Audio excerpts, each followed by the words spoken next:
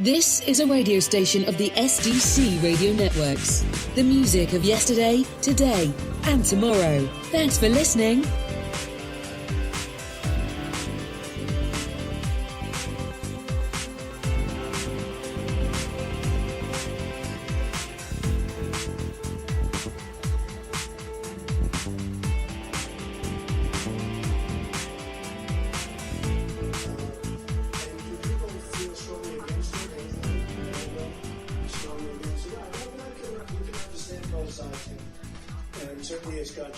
But we'll study that along with many other ideas.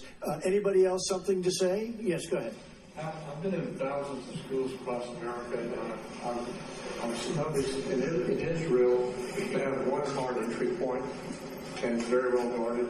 I'm not asking for us to check. Not saying that we should turn our schools into prisons, but I've been in so many schools where I'm speaking in an auditorium, and I'll go outside to call my wife or to just get a breath of fresh air. And it is so easy for me to get back into that school. I'm an unknown adult to many of those students. I can tap on a window, they'll open the door for me. Or I can catch someone coming out the side door and easily get in. So one of the things that I have thought a lot about and seeing this around the country is we have really soft entry points. That's true.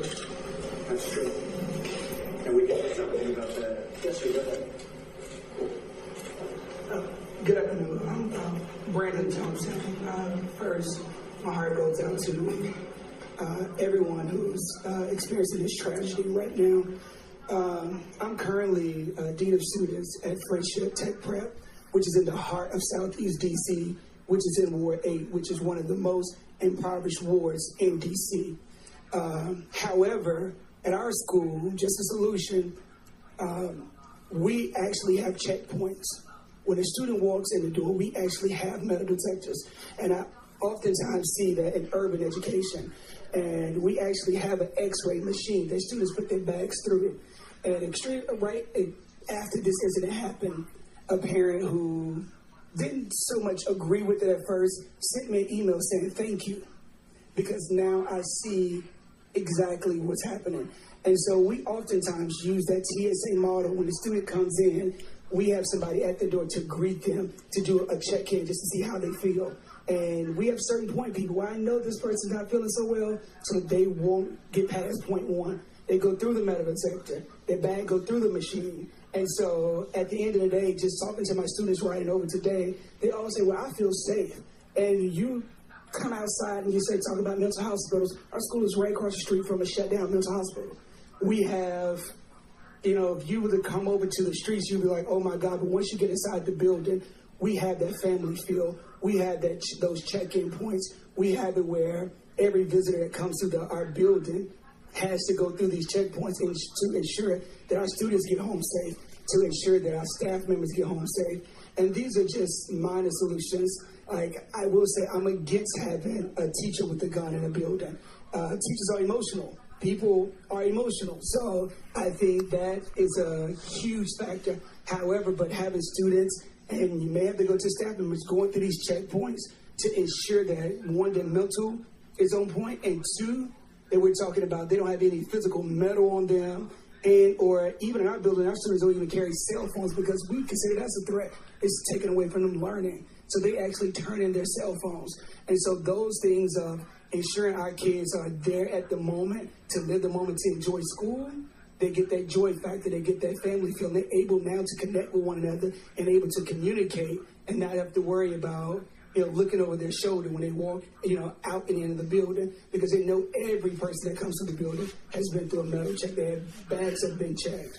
And so that's just a solution. Once again, my heart goes out to everyone who's been through this tragedy. Very well said. Very well said.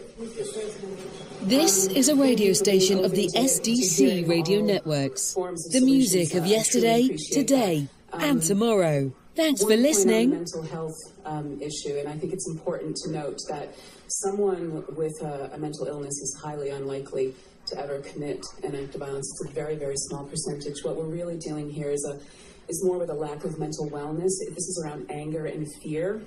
And that's not something that you can diagnose and put in mental health hospitals. This is more about funding for mental health services to help these individuals that are at risk, especially when we think about suicide. Teen suicide. Suicide is the #2 killer of our children, as I understand right now, and a lot of these suicides are performed with firearms, which makes them, unsavable. So the idea of mental health and being able to identify who's at risk, who's considering these issues, who's going into crisis, that is incredibly important. I appreciate the point on arming teachers. It's not personally something that I support. Rather than arm them with a firearm, I would rather arm them with the knowledge of how to prevent these acts from happening in the first place. How do you identify the kids in your class that are most at risk? And then, most importantly, within a school, how do we have a safety assessment program so that schools know how to deal with all these threats, have established protocols to deal with them, and get underneath the surface of what's going on in that child's life, find out why they're on this pathway behavior, and intervene. This is about prevention. There are some fabulous solutions being talked about today which still go to imminent danger. Let's talk about prevention. There is so much that we can do to help people before it reaches that point. And I urge you, please stay focused on that as well. It is the gun, it's the person behind the gun, and it's about helping people before they ever reach that point. Yes, go ahead. So, thank you. I fully respect all of our amendments, including the second.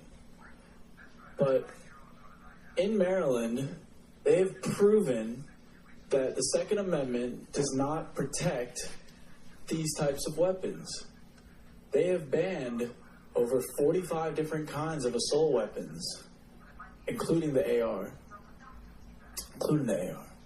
They have banned they have limited magazine sizes. They have proven that it's not like we have to lose our Second Amendment. The Second Amendment, I believe, was for defense. And I fully respect that, like I said. But these are not weapons of defense, these are weapons of war. And I still can't fathom that I myself am able to purchase one. Anyone? I would like to talk, Mr. President. I couldn't agree. I'm not here to debate, but I lost my sister. And like Mr. President said, if you could find 20% of maybe retired law enforcement officers or teachers who could go through discrete training to carry a firearm on this waist, it could have been a very different situation. Like he said, law enforcement takes them 7 minutes, 8 minutes to get there. If a teacher or a security guard has a concealed license and a firearm on their waist, they're able to easily stop the situation. Or the bad guy, I'll put it that way, would not even go near the school knowing that someone can fight back against them. Also, I believe that it is insanity that they would even open the gates up 20 minutes before school ends. They're supposed to protect us and the children. So in the future, we need more security, we need more firearms on campus, we need better background checks, and we need to study more on mental health.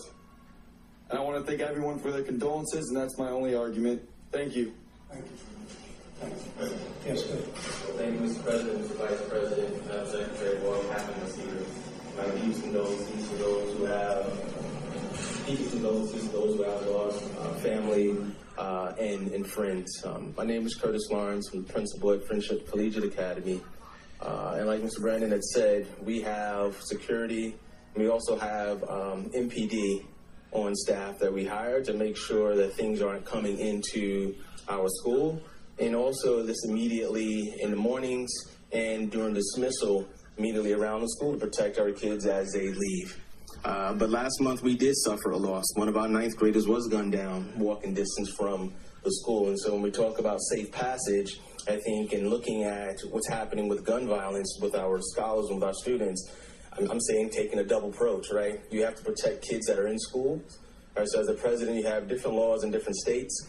And so definitely where they don't have the necessary security as we may have getting in, then we have to think of what are those solutions for the kids in Florida that are going to those schools with that to make sure that they're safe in school. And then places like here in DC, what are those solutions to make sure kids are able to get home and to school safely? So I think it's a two-pronged approach, and I know you have a specific position to, as you meet with the governors and they have their different laws and coming from these different perspectives, to make them own that two-pronged approach to protect them in school and protect them as well out of school going back and forth. President, thank you so much, and thank you, Vice President and Madam Secretary, for convening this and for allowing us all the opportunity to speak about this very serious problem. And my heart absolutely breaks for the families of Parkland. I have a sense of what you are going through now. I've been going through it for 5 years. This is my son, Daniel. He was 7 years old when he was shot to death in his first grade classroom at Sandy Hook Elementary School, just a little over 5 years ago. My wife, Jackie, could not be here today because she's a school teacher, and she takes that job seriously and sent me as the ambassador. Jackie is a career educator, and she will tell you she has spent over a decade in the Bronx. And she will tell you that school teachers have more than enough responsibilities right now than to have the awesome responsibility of lethal force to take a life. Thank you. Nobody wants to see a shootout in a school, and a deranged sociopath on his way to commit an act of murder in a school with the outcome, knowing the outcome is going to be suicide, is not going to care if there's somebody there with a gun. That's their plan anyway. I am going to build on what my friend and colleague, Nicole Hockley, said. We tried this legislative approach. I've been in this building before, many times, wringing our hands, pleading with legislators, what can we do? Until we finally said, we have to go home and do this ourselves. And we built something. Sandy Hook Promise has built something that works.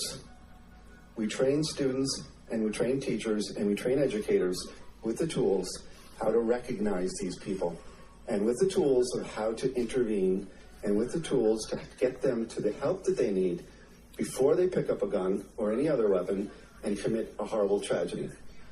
It works. We don't charge for it. We're not asking for money. We've already stopped school shootings. We've already prevented suicides. We've already captured other social issues like bullying and cutting. We know that it works. We have a solution right here. We're asking for you to please help. We need to do this nationally now. Thank you. Donald Trump rants and raves at the press. I'm not ranting and raving. I'm just telling you, you're dishonest people. But, I'm not ranting and raving. I love this. I'm having a good time doing it. But tomorrow the headlines are going to be Donald Trump rants and raves. I'm not ranting and raving. This is a radio station of the SDC Radio Networks.